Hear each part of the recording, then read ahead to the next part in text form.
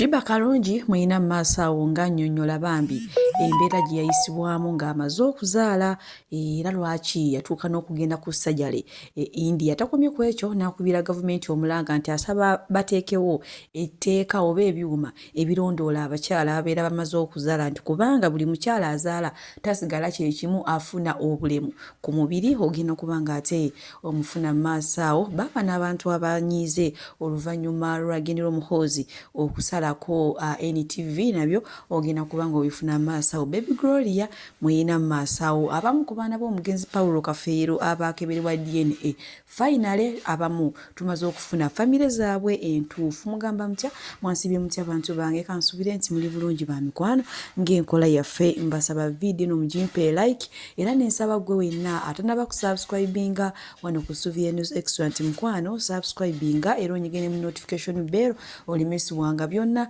byemba nteekayo wano ku Suvie News Extra. Suvie Airport Pickup and Transport Service banange tutambuliza ddala ate abantu. Sheeka Shirafu Dembe musomi waddu akola ku nsonga z'amaka oyagala kufuna butuuze bweru business so nga tezitambula bulungi mukubireko wamma agenda kubanga ate akulombera edduwa munange asigenda kulisa nkutandise ne mwana mulenzi ono eyafaanana omugenzi Paulo Kafeero n'amumalayo era abantu abasinga abadde banyuliddwa nga bagamba bannange kiki kino omwana n'afaana kitaawe biki ate DNA nezikomawo ng'abuuliddwa. Munange tubaye tuli awo olunaku olw'ejjo nga famire y'ono omwana abeera Fort Portal ng'evuddeyo ng'emunoonye era ng'ono amanya ge amatuufu ye Muhumuza Richard wabula si Paulo Ssentongo yo manyi gaabadde yeeyita era nga kigambibwa ono omwana taata we ne maama we bonna gye bali balamu e Fort Portal naye yali yaddukayo oluvannyuma lw'okuba ng'anywa nnyo omwenge. Kati famire munnange nayo esaba bambi bagiyambeko ezuule omwana ono ewatuufu waali kubanga bamunoonya bagamba nti kyetaagisa bamutwaleko mu lihabu naye mu buto bwe yakulanga bamugamba maama oyina ekirevu ng'ekya Paulo Kafeero kati ye olwamugwa mu matu n'afunamu akalowoozo nti osanga nga waalina mbu ekirevu ky'omugenzi Paulo Kafeero kyayinza okuba nga mwana we naye nga si mwana wa Paulo Kafeero no ye Muhumuza Richard wabula si Paulo Ssentongo. Munange bwenkuzaako eno ewa Baby Gloria munange yasiimye eno n'atera ya kifaananyi ekyo nga wookiraba naye nga ffe tubaye tukimanyi nti ayina olubuto ne munange olubuto omwami Mbaleka amuyisiza bulungi alabika bulungi muno abantu abamu abafuna embuto nga balabika bubi tebategeerekeka bali awo bagete naye munange ono ye alabisa bulungi. Munange bwenkuzaako eno ewa Shiba Kalungi banange mwe baami mmwe abakyala abyowaayo ne babazaalira mwandibadde mubakwata bulungi kugamba mwandibadde mubawembejja buwembejja okusinziira abakyala bibayitamu nga bazaala. Nyina kubanga nkuteerako story ya Shiba Kalungi namwe muwulire bananga abakyala obulumi embeera ebintu bye tuyitamu ng'ate tuzaala. Oh my God, katumulabe Shiba Kalungi nga totola ate tweyongereyo wamma n'agaleero. Awo nno we tuli bantu bange Shiba Kalungi annyonnyola embeera gye yayitamu oluvannyuma lw'okumala okuzaala nakati waali banange okuzaala kuno okwosi kwange era banange mwe abasajja mwali badde mutuwagala nnyo. Omukyala eyeewaayo n'agamba nti kati kankuzaalira omwana tuyita mu bingi bantu bange era nga ye Shiba Kalungi avuddeyo n'asaba gavumenti nti ekintu kino ekiteeke mu nkola eteekewo etteeka erirondoola abakyala ababeera bazadde nga basobola okugenda ate ne bakeberebwa nti era ye takirina buzibu okubeera ambasada waakyo. Okiwulidde ekintu ekyo?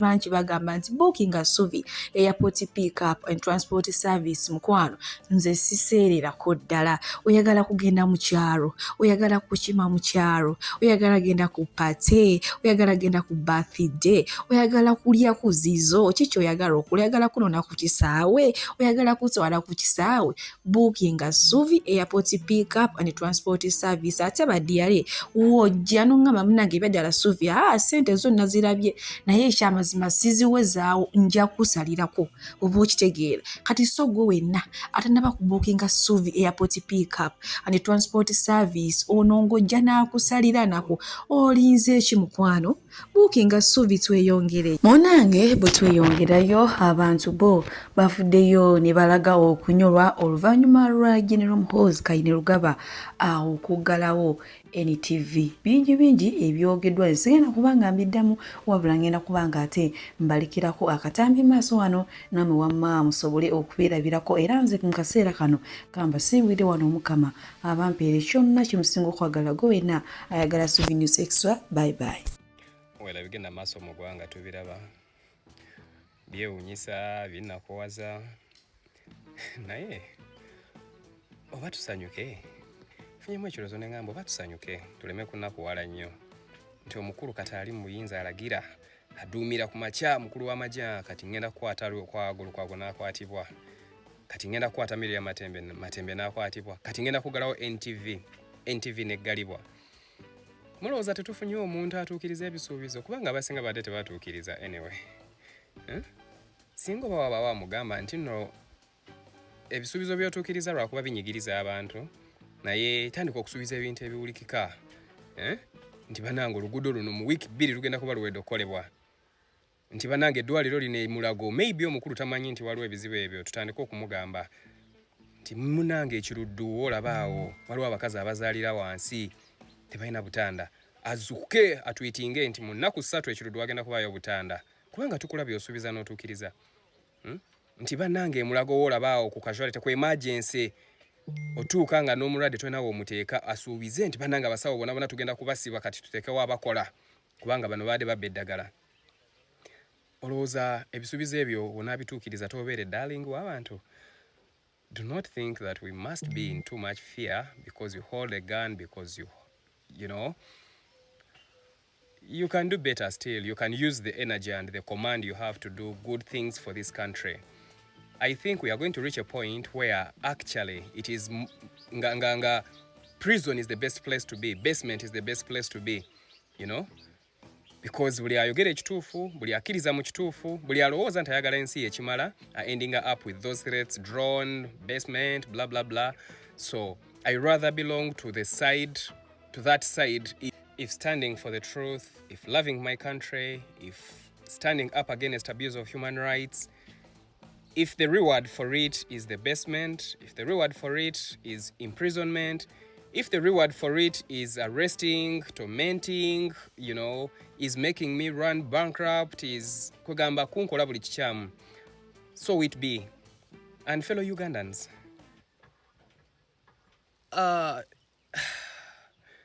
should we really be quiet when things are going this wrong? Omuwandiisi omu yagamba oba omuntu omu wamanyi yayogera n'agamba in the end we remembered not the words of our enemies but the silence of our friends. Fellow countrymen, Uganda is calling. What is happening. Today it is me, tomorrow it is another person. You find that sometimes you find no even reason of wanting to be alive in a country where some things are happening this way. How is there inset to it here? We are losing it as a nation. We can use this excessive force to do greater things for this country than cause harm to fellow human beings, than cause pain to families, than cause separation in families. Abasajja bali makomera, abakazi bali bweru, abaana babonabona. We can do better. So use that authority and command to do things ebikwata ku Munnayuganda, ebisanyusa Munnayuganda, tujja kutendereza, tujja kutya mu kitiibwa, tujja kwagala. Nti gundi bananga abikoze byonna amakuba agakoze amalwaliro gateredde. That is what we want to see, but we don't want to say human being work hard to put down a fellow human being.